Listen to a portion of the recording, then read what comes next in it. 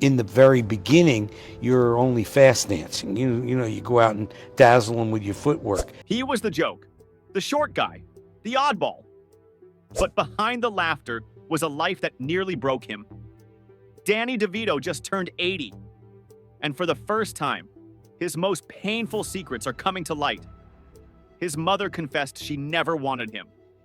His father became violent every night after drinking. The police came 17 times before Danny turned 15.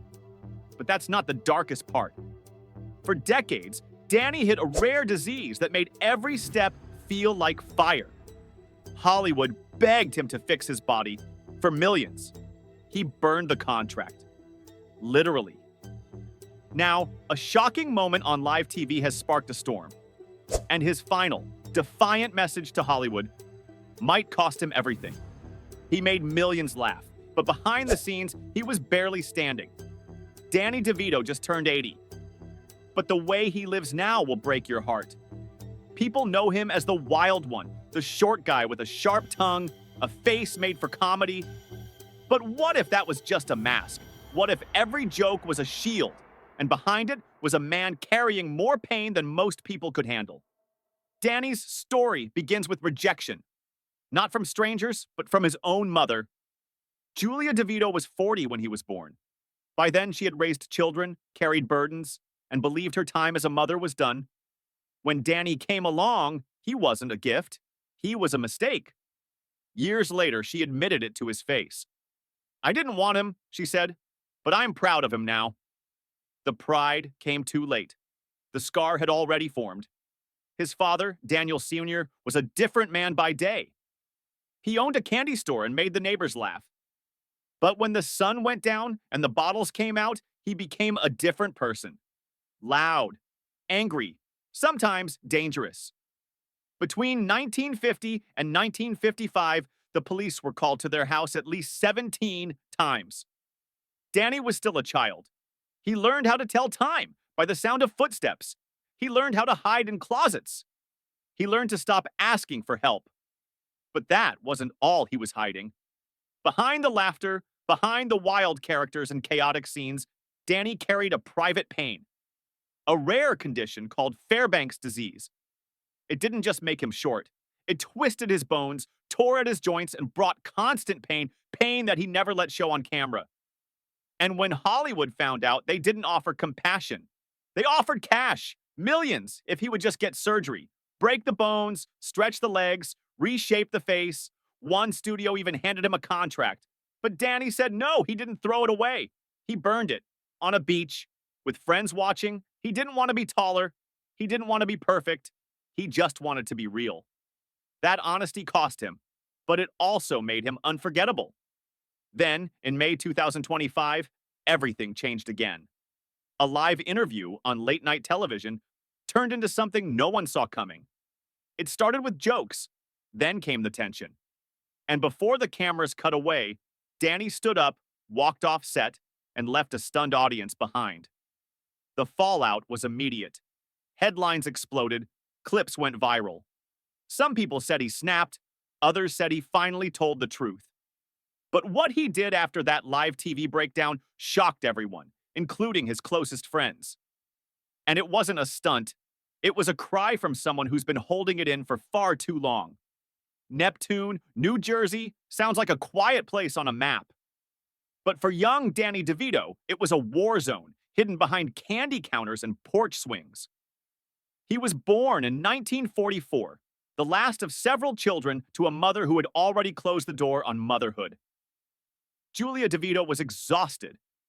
She had been through hard years, raised a house full of kids, and didn't want to start again. Danny wasn't welcomed with joy. He was tolerated. Years later, she admitted it. "I didn't want him." That sentence, though softened by pride in her later years, never left him. It was like a shadow cast on everything he did. When your own mother doesn't want you, where do you belong? His father was two men. By day, Daniel Sr. was the smiling shop owner at a candy store in Asbury Park. Kids came for sweets and jokes. But by night, the man changed. The alcohol flowed, and so did his anger. His voice, once playful, grew sharp. His steps turned heavy. Doors slammed. Glass broke. There were nights when young Danny would slip quietly into closets, holding his breath. He memorized the rhythm of the house, learning to hear danger and footsteps. Sometimes he hid. Other times, he ran to neighbors' doors, knocking with small fists that shook. Between the ages of 6 and 11, police were called to the DeVito home at least 17 times. And every time, Danny wished they could stay. His neighborhood didn't offer safety either. Heroin swept through the streets like a storm. Some of Danny's closest childhood friends never stood a chance. 2 were dead before they turned 16. Others disappeared into prison cells. It wasn't a place that encouraged hope, it swallowed it. But Danny made a choice early on. He wasn't going to be another name on a police report or obituary. He started to dream about getting out, even when he didn't know where he'd go. He took small jobs, saved every dollar. He leaned into his faith, found comfort in the church, and started asking questions about purpose and escape. He wanted to go to oratory prep school. It sounded like another planet compared to Neptune. He scraped together $237 from odd jobs and convinced his priest to talk to his parents. He picked the right moment when his father was sober and his mother was feeling guilt. Somehow they agreed. That one decision saved his life. Out of 12 close childhood friends, only 3 made it out of that neighborhood without ending up addicted, dead, or locked up. But Danny carried something the others didn't. Something worse than what was in the streets or at home. He didn't have a name for it yet, but the pain was already there. In his knees, his hips, his spine. He was still a kid, but something inside him ached every day. Because the pain wasn't just in the house, it was in his bones. And no one knew it yet. Most people assumed Danny DeVito was just short. They saw the charm, the quick wit, the cartoonish energy, and they laughed. But what they didn't see, what he never talked about, was the pain that never left him. Not once.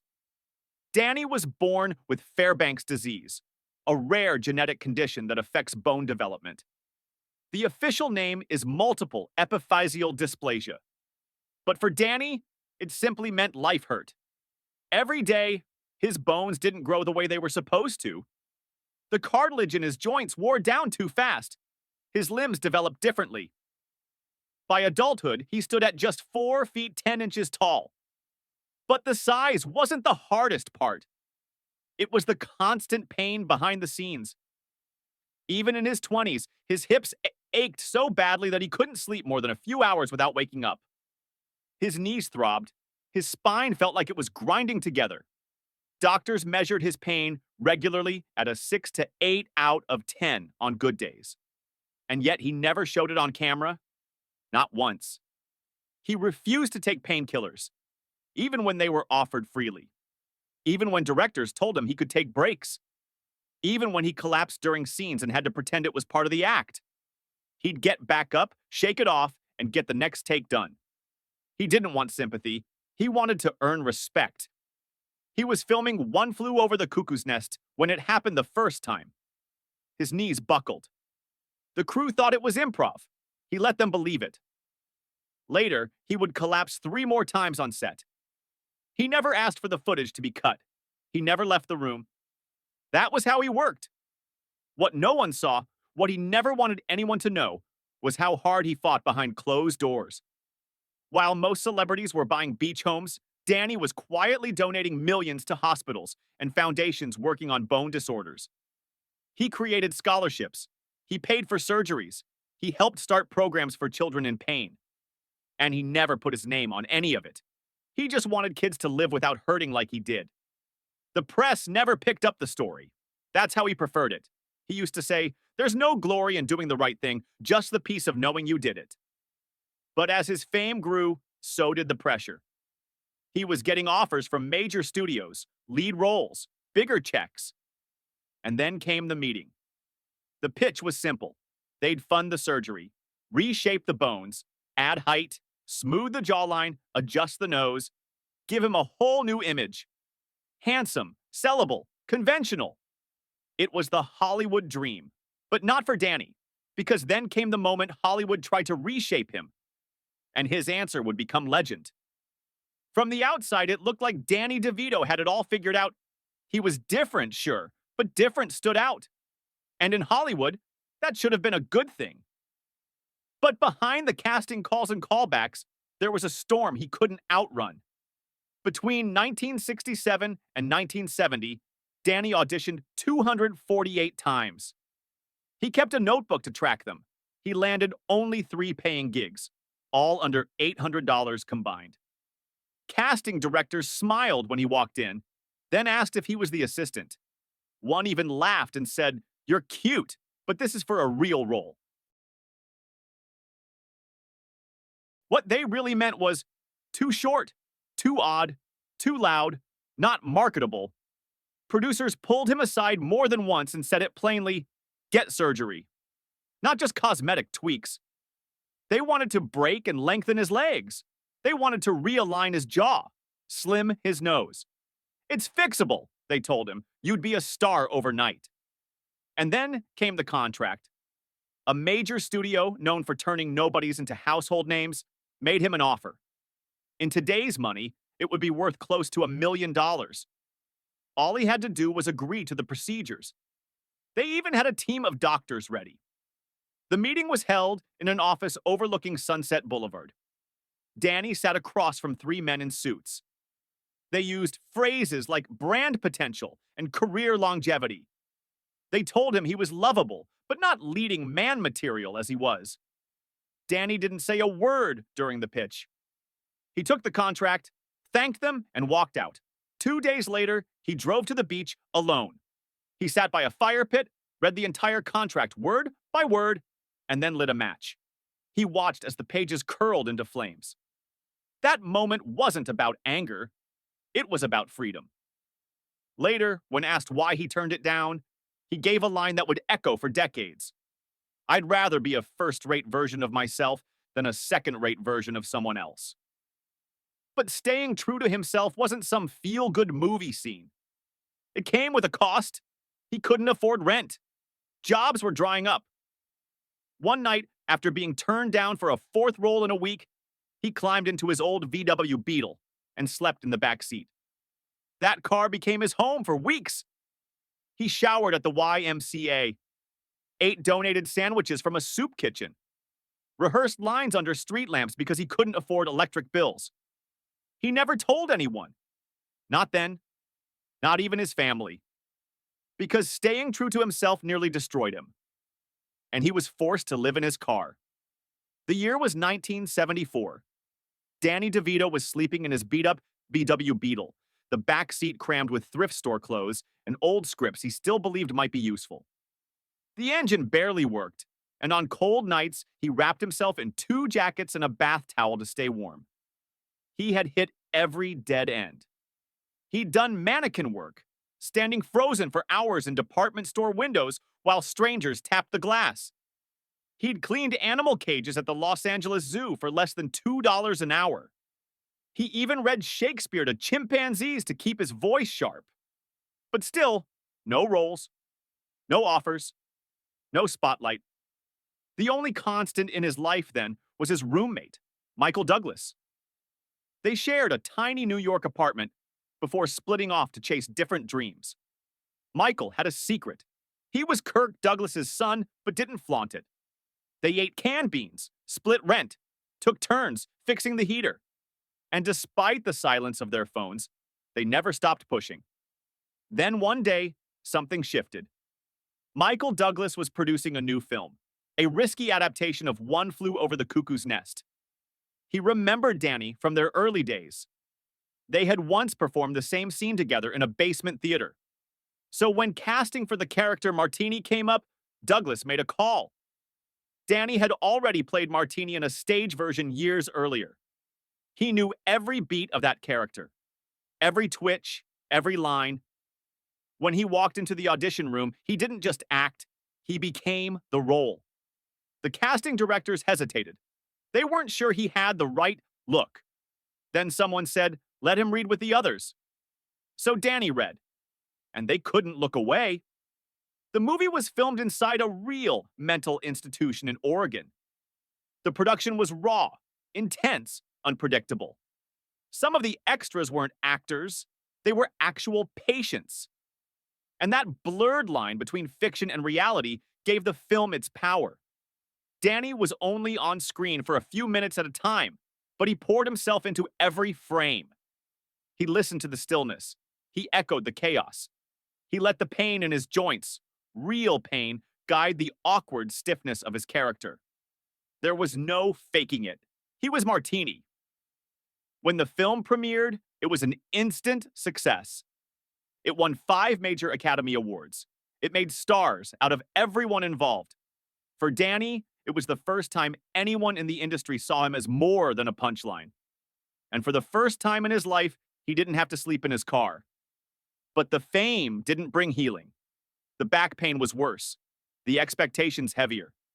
And now, every mistake came with a price tag. His rise was finally beginning. But the pain wasn't finished. It just got more expensive. By 1978, everything had changed.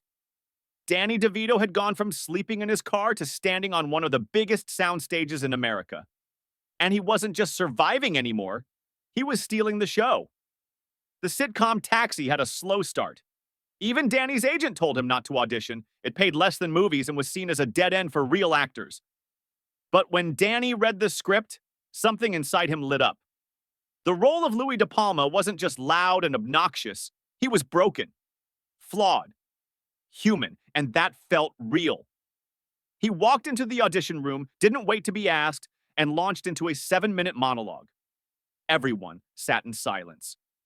When he was done, one producer reportedly said, "That's the guy." From the first few episodes, Louis De Palma became unforgettable. He was rude, foul-mouthed, and completely unpredictable. But people couldn't stop watching. They laughed, cringed, and wrote letters, more than 11,000 of them in the first few months alone. Viewers didn't just like Louis, they felt like they knew him. The industry noticed too. By 1980, Danny had won a Golden Globe. The next year, an Emmy. And what shocked everyone was that he didn't change a thing. He didn't smooth out the character's edges or try to make him more likable. If anything, he doubled down. But here's what no one saw. Before every performance, Danny sat alone in his trailer. No makeup, no wardrobe yet. Just silence and a notebook. In that notebook, he'd list every casting director who had laughed at him. Every producer who said he'd never be a lead. Every job he didn't get because of his height. Every insult about his looks. Every person who told him he didn't belong. Then he'd take all that rejection and pour it into Louis. That anger, that edge, that fire, it was real. And it was coming from decades of being told he wasn't enough. Taxi became one of the most beloved comedies of its time. Louis' tiny dispatch booth, built to match Danny's size, became an iconic set. In a world full of polished, predictable sitcoms, Danny brought something raw and human. And yet, while the crowds roared and the trophies piled up, something inside him was still unsettled. Because fame didn't erase the pain. It only hid it. And while millions watched Louis De Palma command a garage full of cabbies, back home, behind the lights and scripts, something was falling apart. The joy wasn't there. The warmth had faded. The person he loved most felt distant. His marriage would soon crack under the spotlight. They met in the unlikeliest way, at the end of someone else's relationship. Rhea Perlman came over to Danny's apartment one night in the mid-1970s to break up with his roommate. But by the time the night ended, she had spent 6 hours talking to Danny. He later said he knew within 22 minutes that he wanted to marry her. 2 weeks later, they moved in together. No big ceremony, no grand plans. Just 2 artists squeezed into a 450-square-foot apartment, building something out of nothing. In 1982, they officially tied the knot, but even that didn't change much. On the set of Taxi, where Rhea joined the cast as Xena, they kept separate dressing rooms to avoid favoritism. Their chemistry on screen felt electric, but the real love story was unfolding behind the scenes. For decades, they were seen as one of Hollywood's strongest couples. Quirky, private, loyal. They raised 3 children together, Lucy, Grace, and Jake, and built an entire production company from the ground up. Jersey Films, their shared venture, quietly produced some of the most daring indie movies of the 90s. But behind that creative spark, something was cracking. They drifted. Work took over, long shoots kept them apart. Rumors swirled, never confirmed, about close friendships on set, emotional distance at home. In 2011, after nearly 3 decades together, they hit a wall. They tried therapy, 38 sessions. It wasn't enough. By 2012, the announcement came. Danny and Rhea had separated. The public was stunned. The tabloids had a field day. But what most people didn't know was that even then, they didn't let go. They reunited a year later. Danny had rented out the same place where they'd had their first date, trying to restart what once was. They made it work for a few more years, side by side again. But in 2017, the split became permanent, sort of, because they never divorced. Instead, they rewrote what together looked like. They bought homes just a mile apart in Los Angeles. They still met every Wednesday and Sunday like clockwork at the same restaurant. They shared a Netflix account and even texted while watching the same show from different couches. Danny once joked, "We're apart, but we're still weird together." A love too deep to fully end, but too worn to live under the same roof. And through it all, Danny carried one thing with him: pain. Physical, yes. His Fairbanks disease never gave him rest, but also the ache of letting go of the only person who truly saw every side of him. Because even when they stopped living together, Danny's pain followed him everywhere. To most fans, Danny DeVito's role on It's Always Sunny in Philadelphia is pure chaos. Frank Reynolds is the wild card, the unhinged father figure. The guy who bathes in trash, sleeps in seedy motels, and dives headfirst into every insane scheme the gang dreams up. He's hilarious, disgusting, and iconic. But what the audience never saw was just how much it hurt Danny to play him. When he joined the show in 2006, Sunny was on the verge of cancellation. Ratings were low, and the cast was unknown. Danny didn't have to take the job. He had already won Emmys, Golden Globes, and led major films. But he loved the script. And when he met the cast, he said yes, on one condition: he wouldn't be just a guest. He wanted to dive in fully. And he did. From the moment Frank first popped out of that sweaty leather couch in full-body makeup, the show's tone shifted. Ratings jumped 227%. Viewers couldn't believe what they were watching. But behind every ridiculous stunt was a man in serious pain. In 2008, doctors discovered that Danny had worsening spinal disc damage. Years of ignoring his rare bone condition, Fairbanks disease, were finally catching up to him. His joints were inflamed, his spine compressed. Even standing for long scenes sent pain shooting through his back. So Danny built a secret routine just to keep going. Every morning, filming days started at 4:30 a.m. Not with rehearsals, but with therapy. He bounced gently on a mini trampoline to get circulation moving. He soaked in alternating hot and cold baths. He hung upside down in his trailer using a spinal decompression harness. All of it just to be able to walk onto the set. And once the cameras rolled, he gave everything. He filmed the now famous hand sanitizer scene, fully nude, slipping across the floor. Not scripted, his idea. He climbed into that couch, drenched in sweat, for take after take, so long he broke out in a full-body rash. In one episode, he bathed in actual trash water. In another, he slid down a water slide in 19 separate takes, bursting blood vessels in his eye. He refused to stop until the shot was right. Not once did he complain on camera. But the crew knew. They saw the winces between takes. The way he leaned against walls. The way he quietly limped away from scenes. His pain was real, but so was his commitment. Frank Reynolds was outrageous, but Danny DeVito, he was relentless. And then, in May 2025, something happened live on camera that no one saw coming. It was supposed to be a typical late-night spot. In May 2025, Danny DeVito was booked on Jimmy Kimmel Live. The promo teased laughs, nostalgia, maybe a few offbeat stories. Nothing unusual. He walked onto the stage with that familiar grin, arms open, still radiating that classic Danny energy. But by the second segment, the mood shifted. No one knows exactly what triggered it. Maybe it was a joke, maybe a question that cut too deep.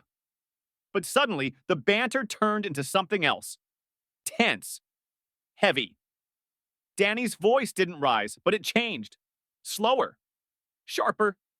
He spoke about pain, about Hollywood's obsession with image, about the years he was told to change everything about himself. He spoke about aging, about being ignored, about watching the same industry that once begged for his name now treating him like a relic. And then, mid-sentence, he stood up. "I've said enough," he muttered, and he walked off the set. The audience didn't clap. They didn't know if it was part of the bit. Neither did Kimmel. The cameras cut to commercial early. No closing jokes, just silence. Within hours, the internet erupted. Clips of the moment hit every social feed. TikTok, Twitter, YouTube. The hashtags exploded. DeVito unleashed. Let Danny speak. Some hailed it as bravery. Others called it a meltdown. Commentators debated it all week. Then Danny broke the silence. He posted a short note online. Sometimes the truth isn't easy to hear, especially under the lights. No apology, no backpedal, just a statement that felt like a door shutting. The fallout came fast. A documentary deal he was set to narrate? Quietly shelved. A film cameo, long rumored, disappeared from casting sheets. And though no official blacklist was confirmed, the message was clear. Showbiz doesn't always reward honesty. But this time, something was different. Fans didn't walk away. They leaned in. The outpouring of support was overwhelming. People of all ages began sharing their stories of disability, of rejection, of living in pain while pretending to be fine. They said Danny had given their feelings a voice, that his walk-off wasn't weakness, it was courage, and he listened. Behind the scenes, Danny began turning down new roles. Not out of pride, but out of clarity. He didn't want to keep explaining himself to people who never understood him to begin with. Instead, he looked back to the place where it all began. Neptune, New Jersey. The hospital where he was born. The same place that treated him when he was young and hurting. So he made one last move. One final act of love to the place where it all began. In July 2023, Danny DeVito quietly walked into a hospital in Neptune, New Jersey. No cameras, no red carpet, just a quiet check handed to the institution where he was born 80 years earlier. His donation, $500,000. No publicity campaign, no press conference. But that money went directly toward the hospital's most urgent needs. New pediatric equipment, mobility rehab services, and specialized care for rare bone disorders. Not just any disorders. The kind Danny had been silently living with for most of his life. Fairbanks disease is rare, cruel, and constant. But Danny never made it his headline. He worked through the pain, directed through it, laughed through it, and in doing so, he left behind more than just roles. He left behind blueprints for surviving with dignity. Even now, at 80, he's still working. Doctors told him to stop. His spine won't cooperate. His joints scream every morning. But this year, he's producing Game 7, a docuseries about sports legends and high-stakes losses. He's not just producing, he's doing it with his kids, Jake and Lucy. It's not about fame anymore. It's about legacy. And passing it forward. Because long before Taxi made him a household name, before he scared us as the Penguin or made us laugh in Matilda, before Pulp Fiction and Man on the Moon, Before the Emmy and the Globe, Danny DeVito was a kid hiding in closets, listening to bottles clink, wondering if he mattered. Now, he's showing us that real impact isn't always loud. Sometimes it's made in quiet, painful steps. He's not climbing red carpets anymore. He's sitting in cold therapy tubs at 4 a.m. so he can show up on set and make someone laugh. He's not playing to packed theaters. He's funding clinics for kids with rare diseases who don't have anyone in their corner. And he's not asking to be called a legend, just to be remembered, honestly. That's the truth of Danny DeVito at 80. He didn't win because of what he looked like. He didn't last because Hollywood accepted him. He endured because he refused to be anything less than real. So now, we ask you, what would you still fight for at 80? Would you stand in front of cameras while your spine burns? Would you walk off a talk show to defend your truth? Would you give everything you earned to the place that once gave you nothing? Danny DeVito isn't giving us one last laugh. He's giving us something better. A final lesson in what it means to survive. And if this is his last act, he's not asking for applause. Just to be remembered, honestly.